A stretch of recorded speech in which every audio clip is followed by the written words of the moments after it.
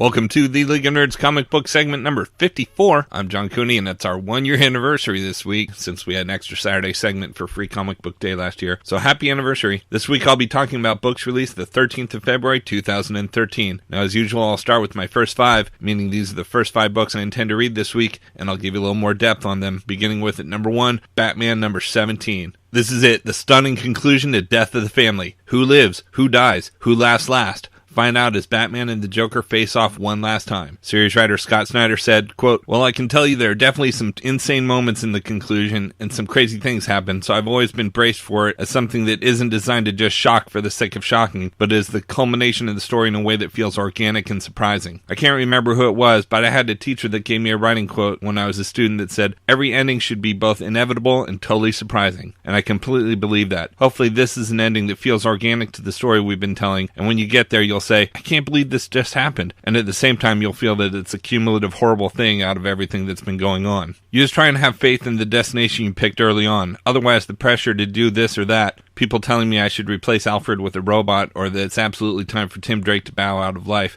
can get very loud in your ears. You start to worry about who's going to hate you and who's going to love you for whatever you do. This is definitely an ending that's been there from the very first steps, and it'll hopefully make everybody happy, angry, and excited all at once. I was actually joking on the phone with Dan Slott after Spider-Man number 700. I was telling him how I felt so bad because it sounded like things got crazy for him, and he said, wait until you get to Batman number 17, you'll have the same. So honestly, maybe I'll go be in a bunker somewhere the day the issue comes out, but I believe in this ending very strongly. I believe in the story beat we're heading towards.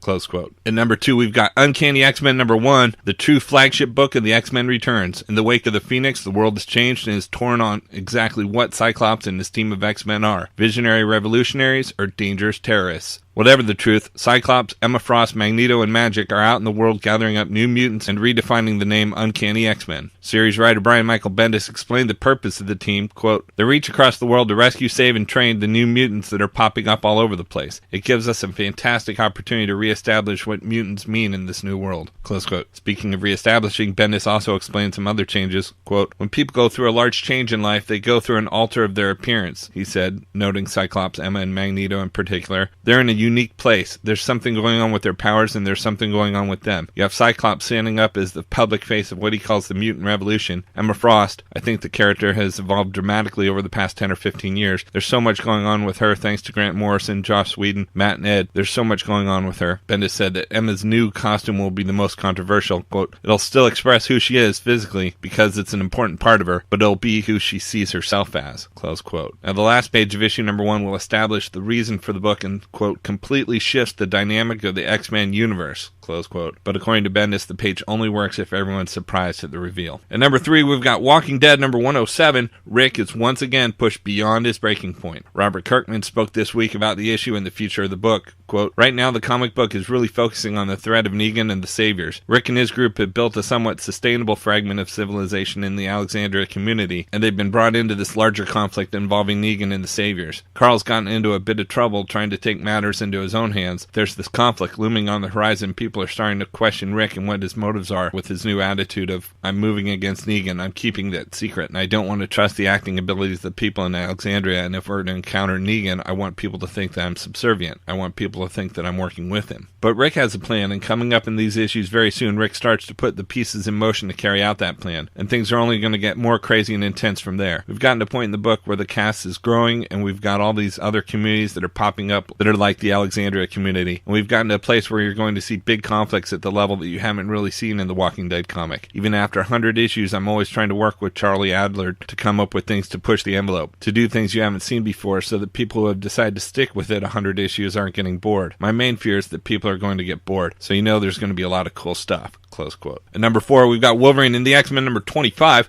The hottest new X-book turns 25. Jason Aaron and Eisner Award winner Ramon Perez kick off the mega story that'll define Wolverine and the X-Men in 2013. Wolverine and the students go to the Savage Land. Plus, Wolverine's brother Dog from the super hit Origin returns and becomes the biggest new X-villain in years. Artist Ramon Perez discussed his reaction to the assignment, quote, I figured this was a great opportunity to do a larger stint on a premier title for the company and work with a writer I respect. I always loved teen books growing up, and I was a huge X-Men fan. When I first started collecting, I was buying Uncanny X-Men and also X-Men Classic at the same time. It's just a great opportunity to visit the character I grew up with, Wolverine, and be a part of a teen book, which I always think is a different dynamic than just a solitary superhero book, because you have all these different personalities and characters interacting with each other. So I thought it'd be something different. I like the tone of the book. It has its dark moments, so there's a certain levity to it, which I like. It just felt right. I often just go with my gut feeling, and when Nick Lowe called me up and proposed the arc, I pretty much jumped at it, thinking it'd be a fun opportunity to do something in the superhero genre, close quote. Now, the story, Perez says, quote, it's Wolverine taking the kids out on a class trip to the Savage Land for on-the-job training, Wolverine style. That was one disappointment, if you can call it that. I was really looking forward to maybe tackling Beast or Warbird or Dupe, all these unique characters, but at the end of the day I'm getting to tackle 6 unique characters on their own and kind of put my stamp on them, close quote. And at number 5, we've got Star Wars number 2 from Dark Horse, written by Brian Wood with art by Alex Ross. A cagey young Imperial officer seems to anticipate the rebels' every move, so Princess Leia forms a stealth squadron, including Luke Skywalker, to expose a suspected spy within their ranks. Meanwhile, Han Solo and Chewbacca run afoul of bounty hunter Boba Fett, and the Emperor sends Darth Vader on a secret mission. Now, this book is particularly exciting for me. It was the original Star Wars comics from Marvel that got me into comics in the first place. I was 9 at the time, and I remember reading the first 6 issues that adapted the movie, but then to find a 7th issue that went beyond the movie,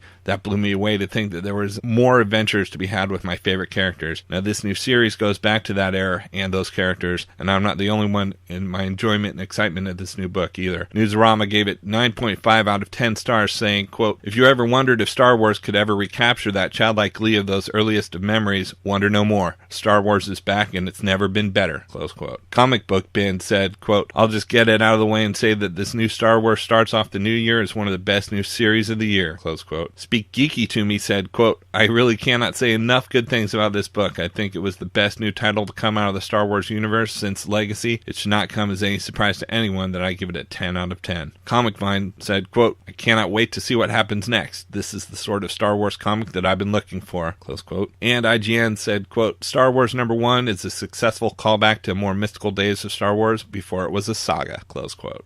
Rounding out the top 10 at number 6, we've got Powers Bureau number 1, a new chapter of the Eisner Award-winning Powers that sends Deanna Pilgrim into the big leagues. Pilgrim is now a federal agent dealing with the biggest Powers cases in the entire country. But will this new life close the closet full of skeletons she carries with her? Absolutely not. And what does this mean for her old partner Walker? This is a bold game changer for the iconic crime superhero comic that started it all, and an amazing jumping on point for new readers. At number 7, we've got Secret Avengers number 1. The most dangerous secrets we have are the ones we keep from ourselves. The new Nick Fury leads a covert Avengers strike team, including, but not limited to, Hawkeye, Black Widow, the Hulk, the Winter Soldier, Maria Hill, and Phil Coulson, on missions so dangerous even the team members themselves can't know about them. At number 8, we've got Morning Glories number 24, solicited simply as Truants. This is a double-sized book that's the first part of the 2-part season finale, with issue number 25 also scheduled as a double-sized issue. Morning Glories is planned as 25-issue seasons, and season 2 will begin with issue 26 for only $1, in hopes that fans who pick up the season 1 trades will hop onto the series. At number 9, we've got Batgirl 17. Barbara Gordon must deal with the fallout from Death of the Family in this issue that will forever change her status quo in the New 52. What does James Gordon Jr. have planned for his sister Batgirl?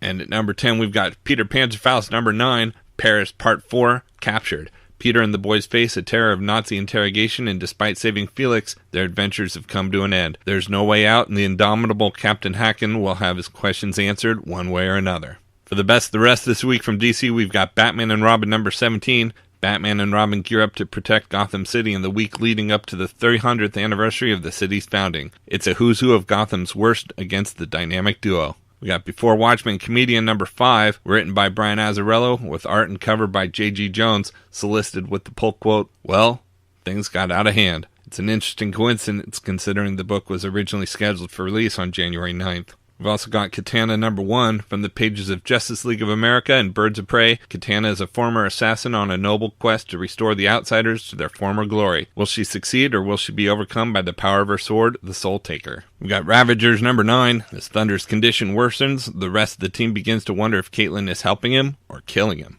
We've got Suicide Squad number 17. A dangerous surprise from Yo-Yo's past awaits the squad, and a familiar face returns against all odds. We got Superboy number 17. The startling conclusion of Hell on Earth. Superboy faces off against the Herald of the Oracle. And we've got Team 7 number 5, the secret history of DCU's original Cyborg program, who is Spartan and was the threat of the Majestic program. Slade Wilson takes his first steps down the path that will lead him to becoming Deathstroke. For Marvel this week, we've got Avengers Arena number 4, The Runaways vs. Avengers Academy. And we've got Avengers Assemble number 12, The Sins of Black Widow's past have resurfaced and threaten the safety of not only the Avengers, but also the entire world. Widow, Spider-Woman, and Hawkeye must travel to Siberia to search for a missing girl with ties to old Soviet assassination. But the truth behind this girl's disappearance may be more than the Avengers are prepared to handle. We've got Cable and X-Force number 4, Witness the massacre that makes Cable and X-Force criminals. They can't go back from here. Got Fantastic Four number 4, An Alien World, A 1,000-Year-Old Prophecy. Is the Invisible Woman a long-awaited intergalactic messiah?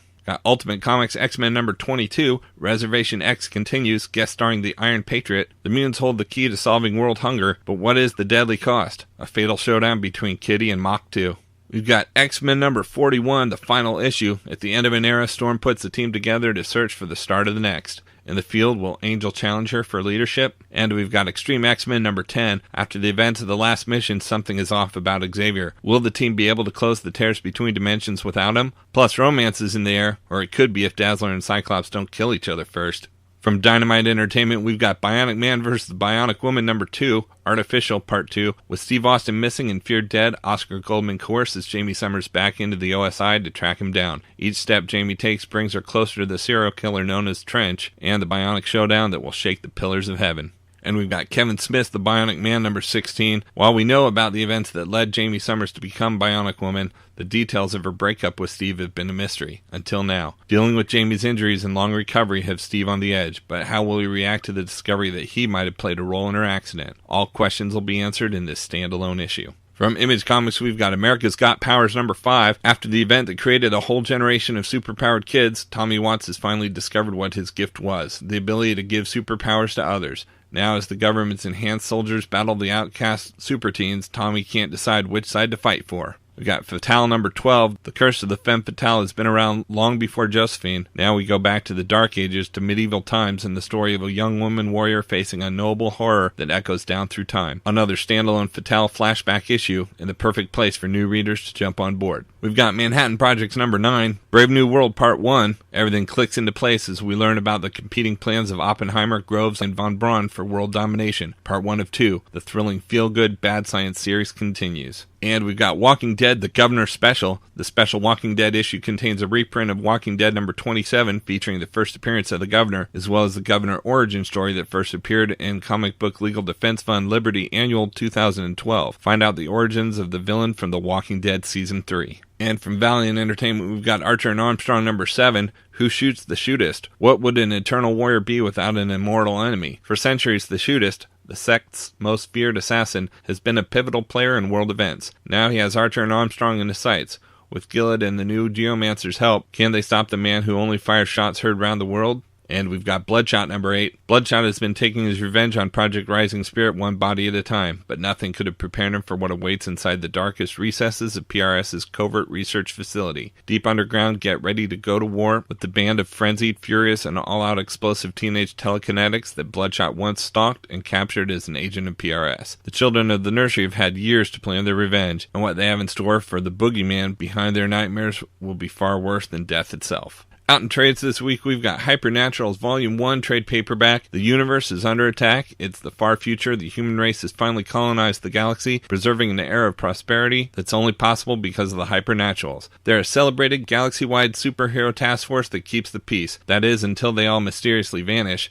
Now, as the galaxy teeters on the brink of chaos, it's up to a group of retired and long-forgotten Hypernaturals and their novice recruits to save the galaxy from complete destruction. Collecting the free Comic Book Day edition and issues 1 through 3 of the critically acclaimed series, the Hypernaturals Volume 1 has Dan Abnett and Andy Lanning, the superstar writing duo behind Annihilation and The Legion, reuniting with Guardians of the Galaxy artist Brad Walker to kick off their original series that takes cosmic superheroes to an all-new frontier. And last, we've got Batman Night of the Owls. In this new hardcover, evil spreads across Gotham City as Batman's allies, including Red Robin, Batwing, Robin, Batgirl, the Birds of Prey, Nightwing, and even Catwoman, find themselves themselves in a battle coming from all sides. The Court of Owls makes its move against justice in this sprawling tale of corruption and violence. This title collects Batman 8-9, Batman Annual number 1, Detective Comics number 9, Batman The Dark Knight number 9, Batwing number 9, Batman and Robin number 9, Red Hood and the Outlaws number 9, Birds of Prey number 9, Batgirl number 9, Nightwing 8 and 9, and All-Star Western number 9. Phew. Okay, so that's it for this week, but there's still plenty of other books that I didn't mention, so be sure to check with your local comic book shop for books that you may be interested in, and let me know if there's books that I'm overlooking. You can check with me on my comic book blog at he'sgotissues.com, where I track what I'm reading as I read it. It's a Facebook blog, so be sure to like it while you're there. Also, if you like these videos that I do every week, go ahead and subscribe to them on YouTube so I know that you're watching. And don't forget to check out theleagueofnerds.com for even more nerd entertainment, including our podcasts on all things nerdy. And a reminder that both He's Got Issues and the League of Nerds are proud members of the Comics Podcast Network. So until next week, I'm John Cooney, and I've got issues.